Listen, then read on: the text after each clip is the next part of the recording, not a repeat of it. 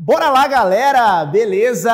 Aqui é o professor Mendes, estou de volta para mais uma aula para dar sequência sobre a sociologia funcionalista do nosso queridíssimo Émile Durkheim. Nós falamos anteriormente sobre a dinâmica dos fatos sociais. Os fatos sociais constituem o principal objeto de estudo da sociologia do Durkheim. Então isso é para você não se esquecer mais. O próximo passo é entender um conceito e uma ideia fundamental presente na sociologia durkheimiana, que é o estudo sobre o suicídio. Isso mesmo, no ano de 1895, Durkheim escreve um livro intitulado Suicídio. E aí a gente tem que entender o seguinte: quando Durkheim fala sobre o suicídio, nós precisamos ter uma noção geral, um entendimento básico de que para ele o suicídio é um fenômeno.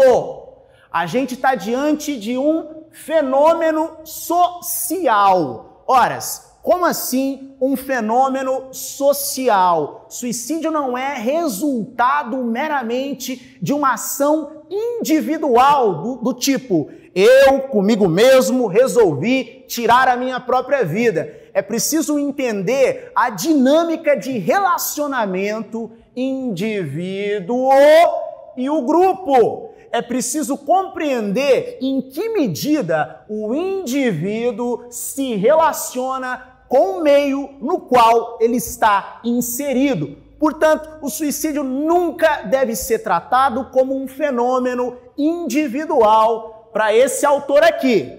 Beleza? Próximo passo é compreender que o suicídio é um fato social. Ora, o suicídio é um fato social, professor? Sim. Para o Durkheim, ele é um fato social porque ele apresenta uma regularidade. É fundamental você perceber que o suicídio é tido como um fato social porque ele apresenta uma regularidade e apresenta uma normalidade. Como assim? Regularidade barra normalidade. Suicídio é um fenômeno que se manifesta em qualquer sociedade do planeta. Em qualquer sociedade, em qualquer grupo, a gente vai identificar indivíduos que tiram a própria vida. Em qualquer sociedade do mundo, a gente vai encontrar casos de suicídio. Então, o suicídio é um fenômeno normal. Ora, é normal porque ele acha legal? Não, não é normal porque ele acha legal. É normal porque é algo que se manifesta na coletividade. É algo que se apresenta na coletividade. Perfeito? Tranquilo? Ótimo. Agora vamos para o próximo passo. Vamos entender um pouquinho aqui sobre os tipos de suicídio estabelecidos pelo Durkheim. O primeiro tipo de suicídio que a gente precisa abordar é o suicídio egoísta. O que é o suicídio egoísta? O egoísmo vem do ego, vem do eu. Como assim, professor? Está nitidamente associado à forma como o indivíduo se relaciona com o coletivo. Perfeito? Então, o suicídio egoísta, ele está muito vinculado ao indivíduo que não consegue ter um bom relacionamento com o grupo, ao indivíduo que não consegue interagir com o grupo. Por quê? Porque ele não se sente parte do grupo. Porque ele não se reconhece como parte do todo. Ele não se reconhece porque ele não quer se reconhecer como parte do todo? Óbvio que não. Ninguém acorda de manhã pensando, pô, legal pra caramba, quero ser excluído.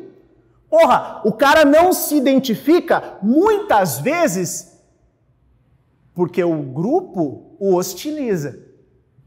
Porque o grupo não o reconhece como parte do todo. Então, o suicídio egoísta claramente está associado ao indivíduo que não se sente parte desse todo coeso. Por isso, a vida não faz sentido. Ninguém se mata porque é fraco. Ninguém se mata porque falta religião.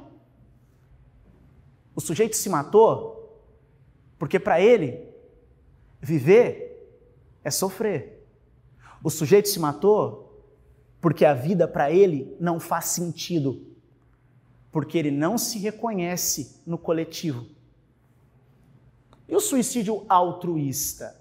O suicídio altruísta é o oposto. Enquanto o egoísta parte do indivíduo que não se conecta com o grupo, o altruísta está muito alinhado ao indivíduo que se conecta com o grupo. O indivíduo que tem um bom relacionamento com o grupo. Porra, professor, mas se ele tem um bom relacionamento com o grupo, se ele está conectado com o grupo, por que ele resolve tirar a própria vida? Justamente esse é o ponto. Ele faz isso em nome do grupo. Ele faz isso em nome do coletivo, ele faz isso em prol de uma causa que é maior do que ele mesmo. Lembrem-se daquela história que vocês aprendem sobre Primeira Guerra Mundial, aliás, sobre Segunda Guerra Mundial, dos kamikazes japoneses, os pilotos suicidas lá da Segunda Guerra Mundial. Afinal de contas, por que tirar a própria vida? Em nome de uma causa, em nome de algo que é maior do que eu mesmo, em nome do meu país, em nome do meu imperador, em nome do meu governante, ou seja, o altruísmo está associado a um ato ou uma causa que é maior que o próprio indivíduo. Outro exemplo, os homens-bomba. Homens-bomba, muitas vezes vinculados ao fundamentalismo religioso. O indivíduo, ele tira a própria vida em nome de uma causa que é maior do que ele mesmo. Então, esse é o sentido do suicídio altruísta. Então, você tem que entender que é o seguinte, aqui é a dinâmica de relacionamento entre indivíduo e sociedade. No primeiro caso, é o indivíduo que não se conecta. No segundo caso, é o indivíduo que está conectado. É o indivíduo que está interagindo. E no terceiro e último caso, o suicídio anômico. Anômico vem de anomia. Anomia é a doença social, é o enfraquecimento das normas que regulam o funcionamento da sociedade. Ora, se a sociedade funciona como um corpo, como um organismo vivo, então a sociedade também pode enfrentar estágios normais ou estágios patológicos. Significa que a sociedade também fica doente. E quando que a sociedade fica doente? Quando as regras sociais estão fragilizadas. Quando as regras sociais estão enfraquecidas. Esse é o sintoma de uma doença social. Professor, mas fala pra gente o que seria um suicídio anômico. Ele ocorre muito em função de grandes transformações, de grandes mudanças na ordem social. Quando ocorre uma grande crise econômica e a gente observa o enfraquecimento das normas, das regras, você era um sujeito que tinha muita grana, muita grana mesmo, e aí de repente você perdeu tudo que tinha. Daqui para frente a vida faz sentido para você? A partir desse momento de desordem, de enfraquecimento das normas, de mudança, para você, daqui para frente, a vida faz sentido? Por isso que em momentos de crise a gente observa os índices de suicídio. Uma grande mudança econômica, uma grande mudança estrutural na política, todas essas grandes mudanças que podem promover esse enfraquecimento nas normas, na dinâmica social, podem resultar naquilo que a gente entende como suicídio anômico. Perfeito, queridos? Tranquilinho, tranquilinho, tranquilinho? Sempre pensando, o suicídio é um fato social, tá? Ô professor, mas o suicídio é um fato social normal ou é um fato social patológico? Depende. O que transforma um fato social de normal para patológico? O fato social normal é aquele que mantém uma regularidade, que se manifesta de maneira generalizada na coletividade.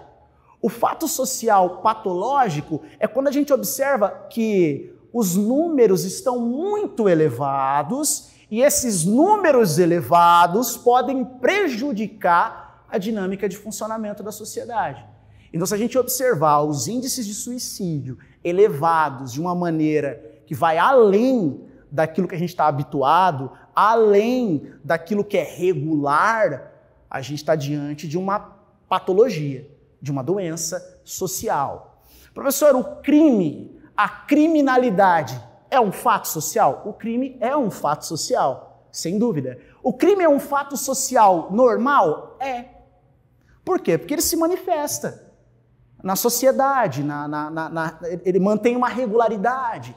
Em qualquer lugar do país que você for, você vai ouvir sobre casos de criminalidade. Mas o que torna ele patológico? Os altos índices. Então, quando os índices estão muito elevados, isso configura um fato social patológico porque prejudica o bom funcionamento da dinâmica social. Beleza, gurizada? Valeu, galera! Mais uma vez, muito obrigado. Vou fechando por aqui. E daqui a pouquinho tem mais. Aguenta aí que daqui a pouquinho tem mais. Valeu!